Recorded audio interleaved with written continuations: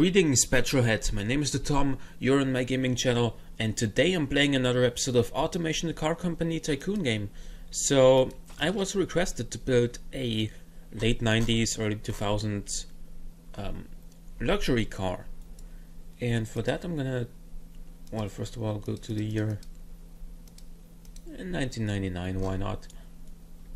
And we have a couple of options here, but we should use one saloon with a long wheelbase, so I think, even though I kind of like this body shell and I haven't built a car with it yet, 268 is not enough for a luxury car, whereas 291, that seems reasonable. Do we have any other viable options here other than this one that I find a little bit boring? Doesn't seem like it. Yeah, well, some 70s stuff if I wanted to, but let's go with this. So let us morph the body a little bit, and it should be kind of similar to American luxury cars of the time. That's what the request was. And so after a little bit of discussion what that actually means, I think I have a little bit of an idea now what it's all about. So we're gonna make this whole thing from steel. Actually, let's go for, no, it's American, it's not corrosion resistant, it's just plain steel. Then the McPherson struts up front.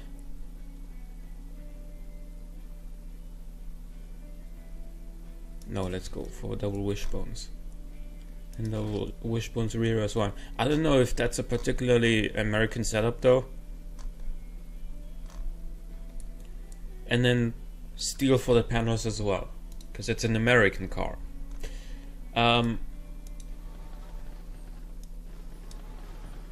245s up front, 255s on the rear end. I think that's wide enough for a car of that era.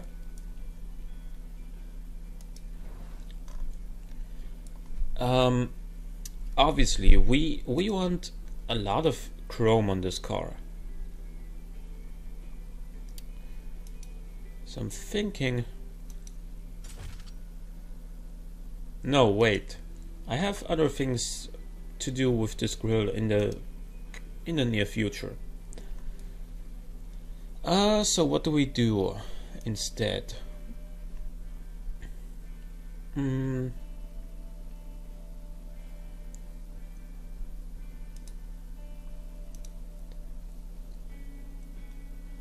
This is not a 90s grille.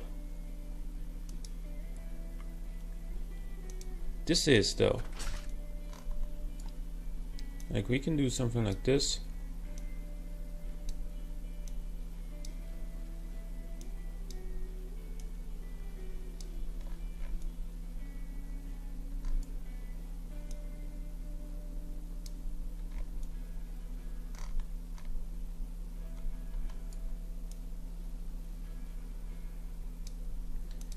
Alrighty, then we're gonna put the number plate below that. Oh, maybe not, actually. More like here.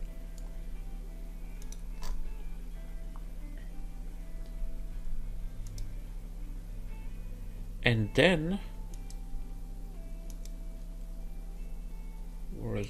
there it is. I'm gonna run one of these. No. Yeah, this one. One of these alongside like so.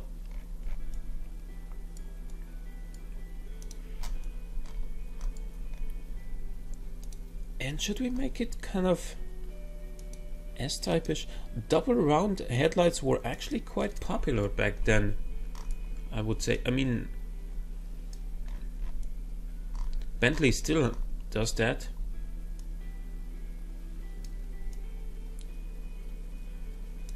make this a little bit bigger. This also a little bit bigger because it's out of proportion now. This almost looks like a Bentley now, which is not my intention. So what do we do to change that?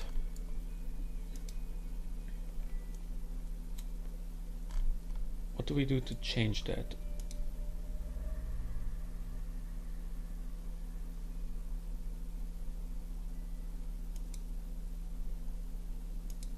Give it some of these, perhaps.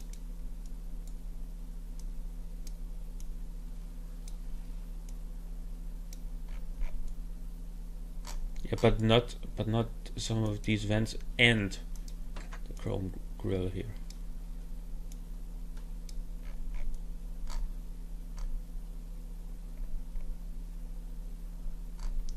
Now it kind of looks even more like a Bentley.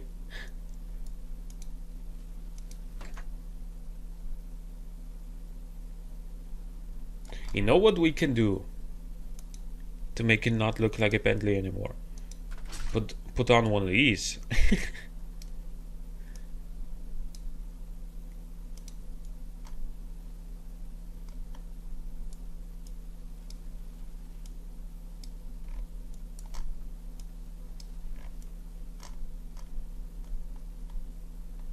Or what we could also do is grab a couple of these.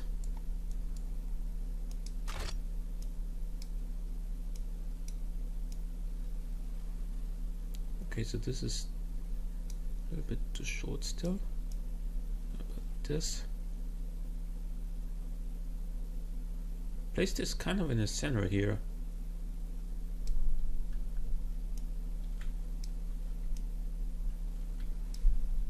Then rotate this thing.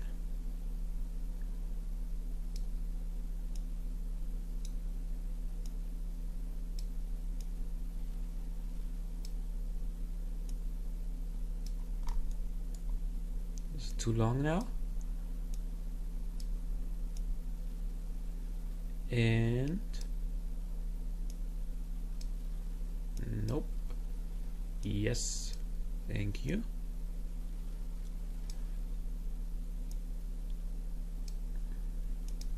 Okay, now what we do is we grab ourselves one of these with one rounded end and fill out this gap right here.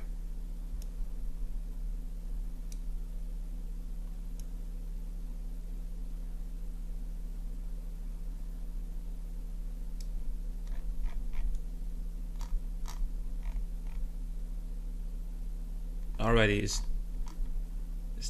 does that look good? I'm not sure about that, but what we can still do is make it like this. That makes it look even worse. I'm not sure about this whole thing here.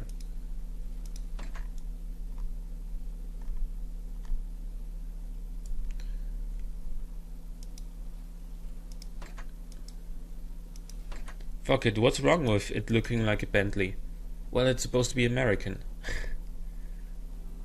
So wait, what if we... No, actually, one of these. No, wait, what do we have? Something... We have something different here.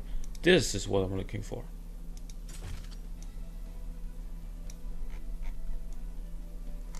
This is where we're gonna put the things on the fog lights.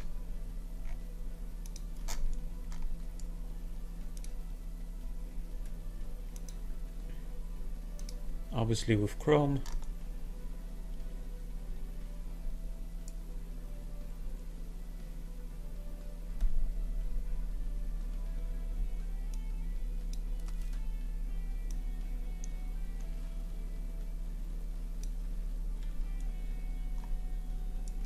Then a big indicator as well.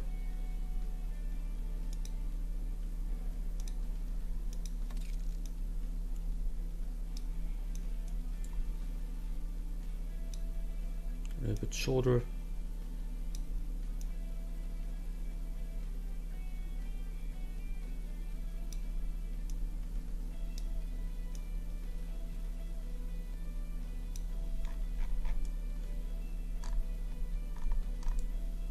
And then I think we drag one of these across here, but turn it around.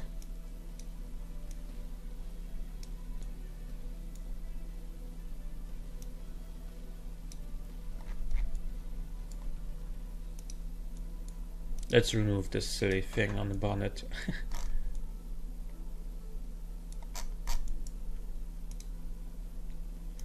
To be honest, like,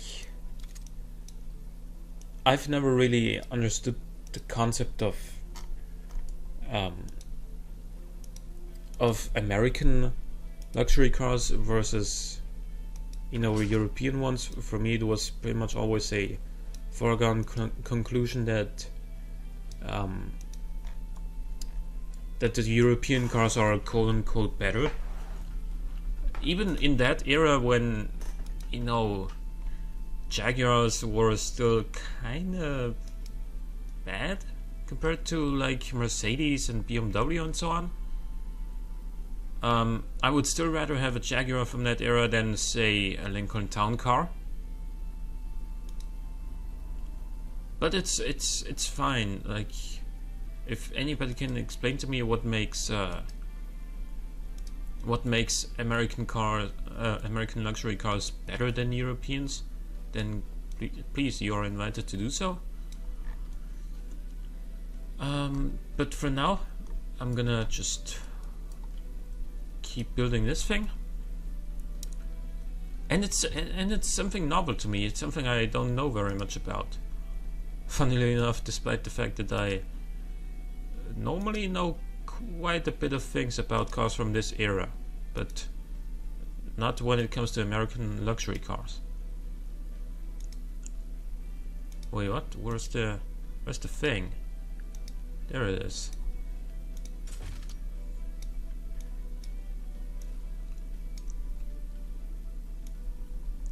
This is the one I was looking for.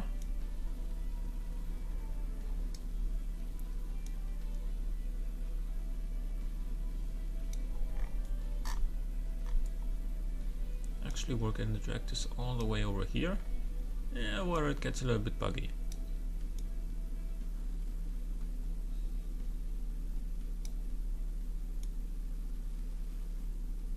Let's get this right here. Then we're gonna make this a lot narrower and into an indicator.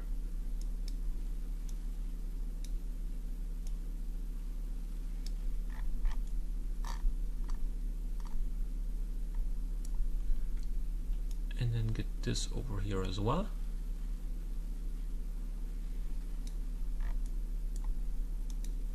Put a badge on it.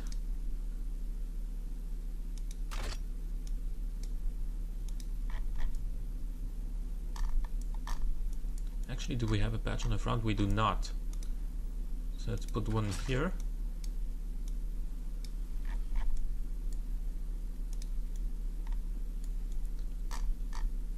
And then we're gonna put some small exhaust on this, because I think that's pretty much like what luxury cars of this age had.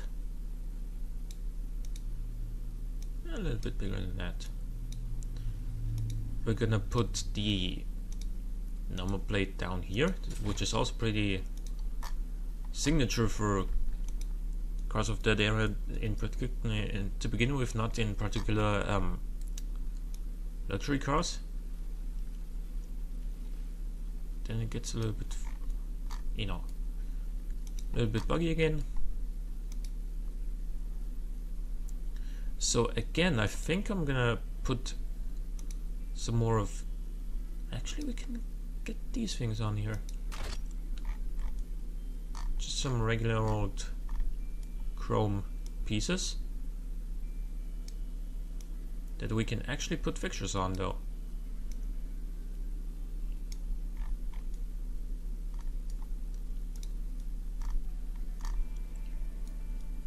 So what we're gonna do with this is we're gonna put some braking lights on there, pretty much. No, let's go for a shape like this.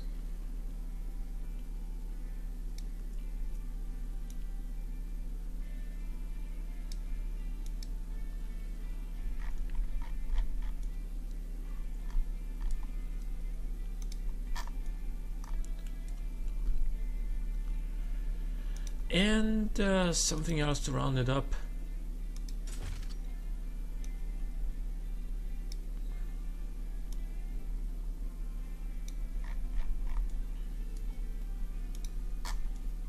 Yeah, okay.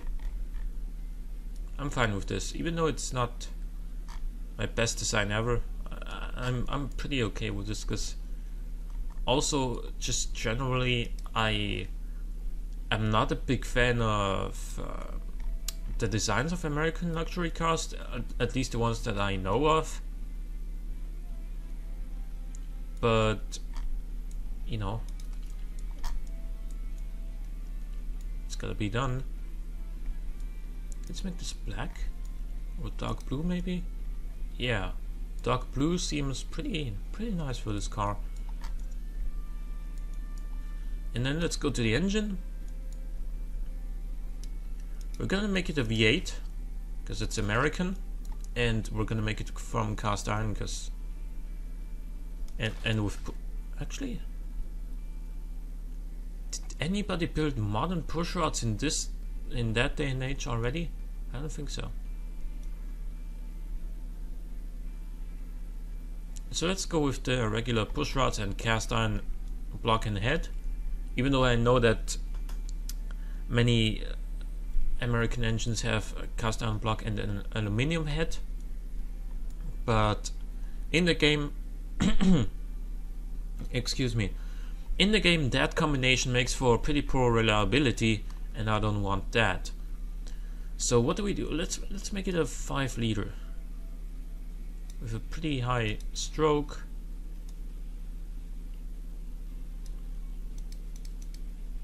There we go. This is not gonna rev anywhere, I can tell you that much. Cast iron.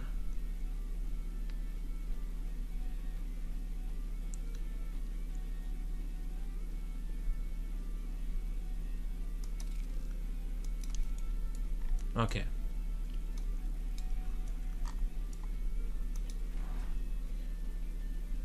Now, another point that was raised when I asked what makes American luxury cars of that era so American is to have a relatively large displacement V8 that makes almost no power. I'm not sure if that's really something to be proud of, but you know, let's just stick with the theme. I'm not gonna make it with carburetors though, that would just be silly. Multi-point EFI, and definitely no performance intakes. I think regular run here. And since those engines weren't really particularly economical either, I'm gonna leave the fuel mixture here.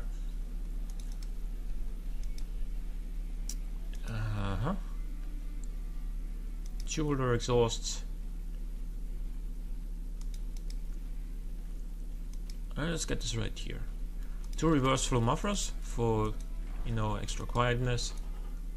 Yeah, it's knocking now. It would be right on point with 95 octane fuel, which is what I'm used to using, because that's what most cars in Europe run on. 246 horsepower for a 5 liter V8. We're still suffering reliability issues with the connecting rods though. Let's choose I-beam steel then. The top and power curve is actually pretty good. And we have valve float as well. Really? At 5600 RPM? Yeah, I mean it's push rods, man. It's push rods. At 5300 RPM we would get none. So, you know, let's down tune it a little bit more.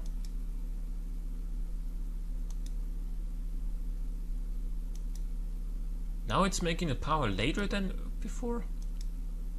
There we go. 232 horsepower at 5000 RPM. Oh yeah. 230. Yeah, that's a round number. Kind of. So 230 horsepower from a 5-liter pushrod V8.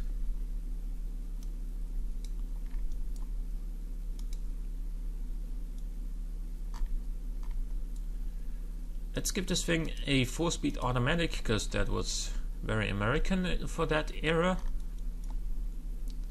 Top speed was, you know, not very good on these cars, but definitely above 200 kilometers an hour. 244 should probably do it. Let's have some fun. Let's give this an automatic locker, because that will make for better acceleration times. Gonna give this so much tire profile.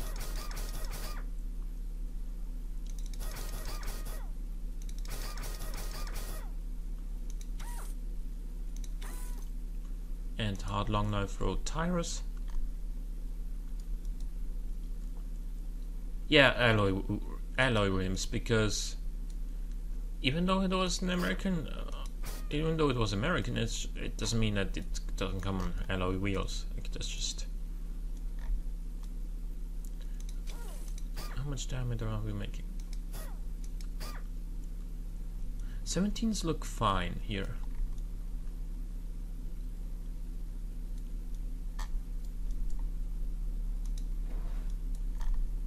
We're gonna go for solid discs.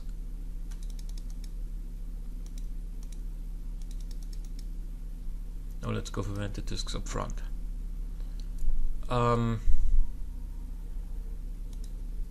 We can change that later.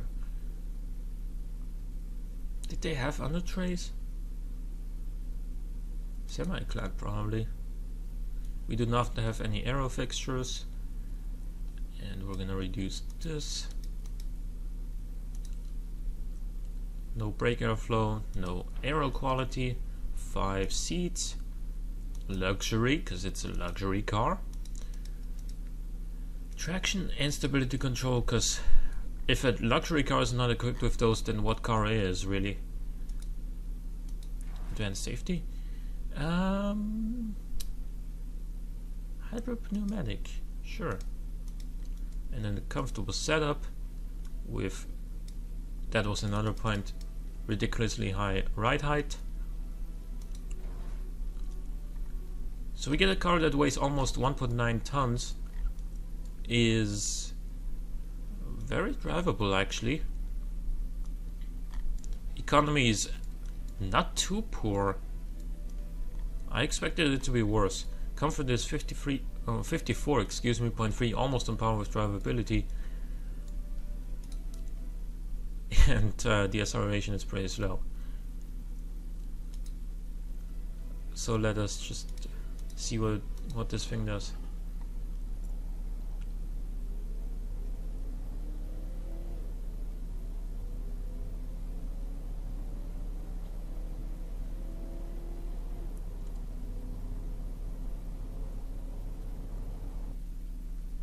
Oh man, 16.4 seconds.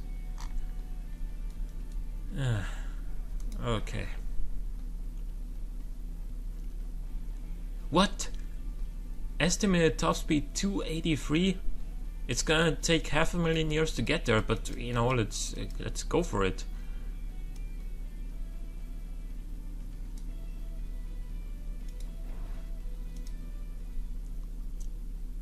this make it any faster over the quarter mile?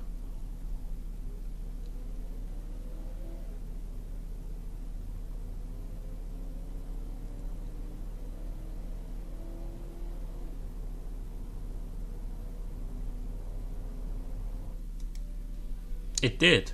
It did actually.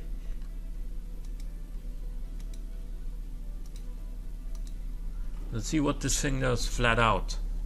Be patient. Be patient, guys.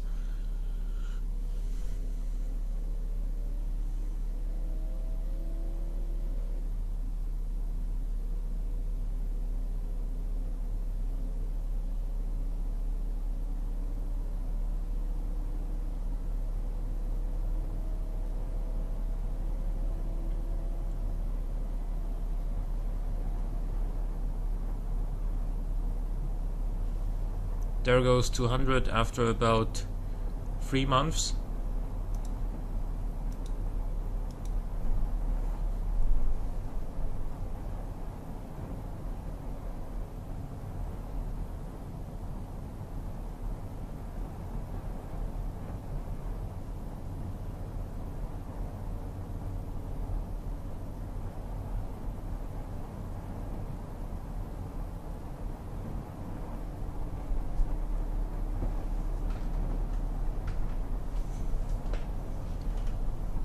That is 250 and I give up now. That takes a minute and 10 seconds to get to 250 kilometers an hour. Damn. So this thing is, yeah, this is an American muscle, not a muscle car. Muscle cars are faster. This is an American luxury car, I guess. You've asked for it, so there you have it. Hope you enjoy. If you did, please click the like button, it helps out a great deal. For now, thanks for watching, and I'll see you next time.